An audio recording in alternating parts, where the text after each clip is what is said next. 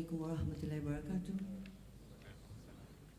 Regional Director and International Islamic Relief Organization of Saudi Arabia, Southern Africa, Regional Office, Sheikh Walid Al-Saadi, the Secretary General, International Islamic Relief Organization of Saudi Arabia, Mr. Hassan Shabar, Bishop Panza, Mumpanza, Reverend Sipam Tetwa, His Excellency Dr. Mohammed bin Abdul Karim Al-Isa, former Minister of Justice in the Kingdom of Saudi Arabia and currently Secretary General of Rabita, Muslim World League, religious leaders, traditional leaders, businessmen and women, ladies and gentlemen, and all protocols observed.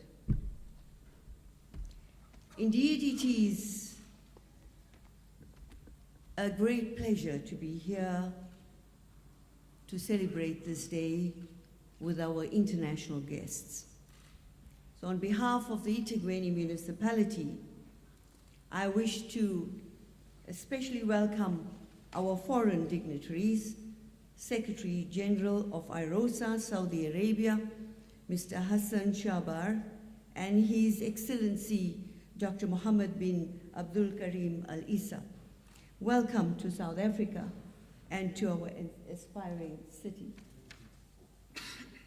Program Director, His Excellency is the current Secretary General of the Muslim League, which is funded by the Saudi government since its inception in 1962. The organization, from amongst its numerous initiatives, funds the construction of Muslim places of worship, offers financial aid to communities affected by natural disasters, and promotes dialogue with people of other cultures.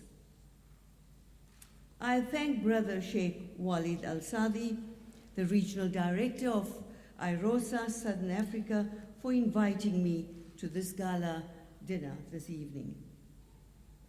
This evening's program has been themed as per the invitation extended to me as a special social cohesion and unity in diversity gala dinner.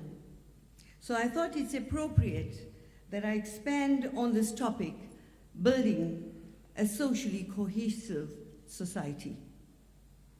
Now, building a cohesive society in South Africa is underway and is perhaps one of the most fundamental policy challenges facing South Africa today since its independence and the end of apartheid 2 decades ago.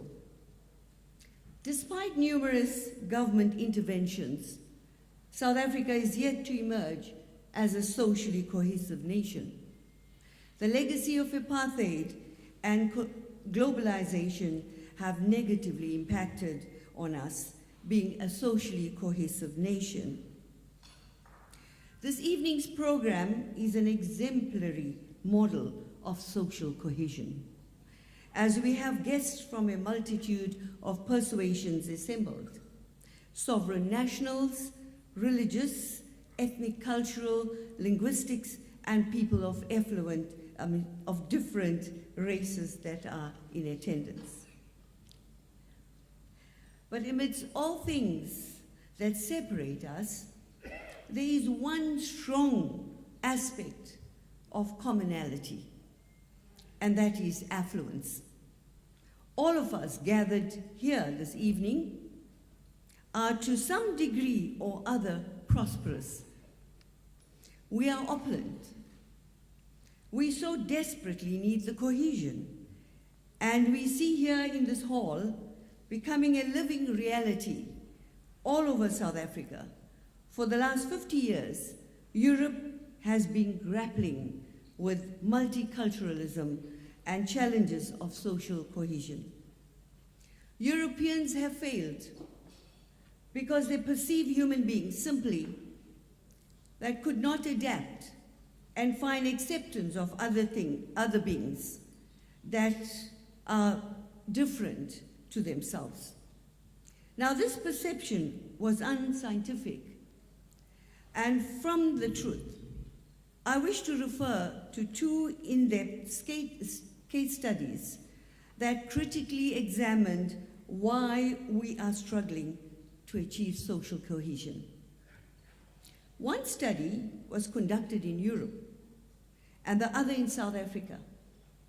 Both studies concur that the chief reasons we cannot achieve sustainable social cohesion are due to the parallel existence of poverty, great poverty, and of course, inequality that is embedded within and on the fringes of affluent and opulent communities. The levels of income and the levels of education have been found to be the most impactful factors impeding social cohesion. Comparatively, according to these studies, cultural and all other human identifiers have found to have a negligible bearing on social cohesion. If any at all, Program Director, these findings resonate with the teachings of Islam. In Surah Al-Hujra, in the chapter of dwellings, the Holy Quran explains so simply, O mankind, we created you from a single pair of a male and a female, and made you into nations and tribes, and ye may come to know one another, not that ye may despise each other. When the Almighty laudably extols the fact that he has created us differently, and he wants peace, and he wants harmony for us despite these differences, how then can it be inherently entrenched within human nature for us to despise each other? It is paradoxical that we can be self-hating beings. As we languish over the attainment of social cohesion, we must therefore acknowledge that we cannot achieve this idealism until and unless we address the issues of poverty and inequality. As research evidence suggests, these two aspects are the chief drivers of social cohesion, not being achieved. Ignoring these will be to your own peril. In South Africa, 12 million live in extreme poverty, on the fringes and embedded in our rural and urban populace. Will this then not affect the way in which the extremely marginalized think? Will this not influence the way in which they perceive as well? The way in which they behave and respond at the slightest provocation? Quite recently, according to the Mercer Quality of Living Survey, you must have read, which is one of the world's most comprehensive, the city of Durban, eThekwini, has been reigned as a top city for the best quality of living in the whole of Africa. Can we give them a round of applause?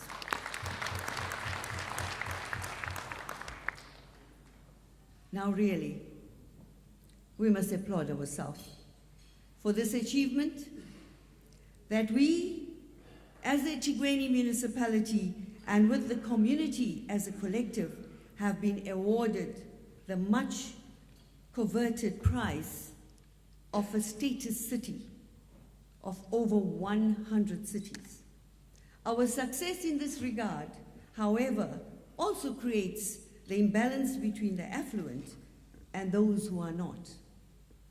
This void is actually a space left open for discontentment and conflict. This is the gap. We must be creative and inventive in closing it. The municipality has many useful programs towards poverty eradication and narrowing the gap between the have and the have-not. But budget deficits have spiraled. At all levels of government, we are just not able to sustain all of these programs.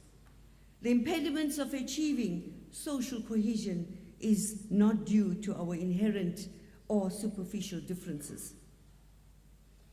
It is due to the lack of opportunity. To this effect, if we are to achieve social cohesion at all levels of society, then business, civil society, religious leaders, traditional leaders, all surely have a meaningful role to play.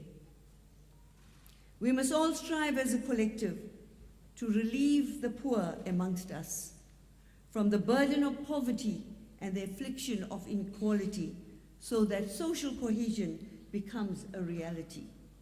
It is only in this environment that there is sustainable peace, where business also flourishes, as it means more wealth in the hands of all our people.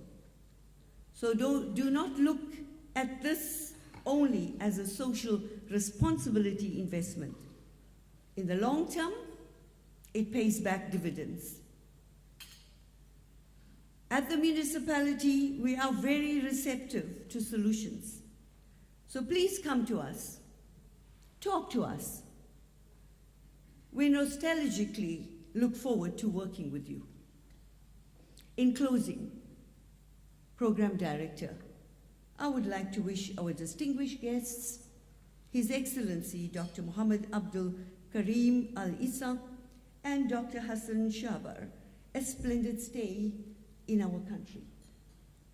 As your hosts, we hope that you return the hospitality you show us when we are as guests in your city and in your wonderful country.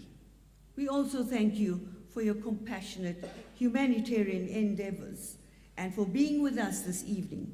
Thank you, Program Director, as well as, I don't think Maulana Musa is here, but thank you very much and enjoy.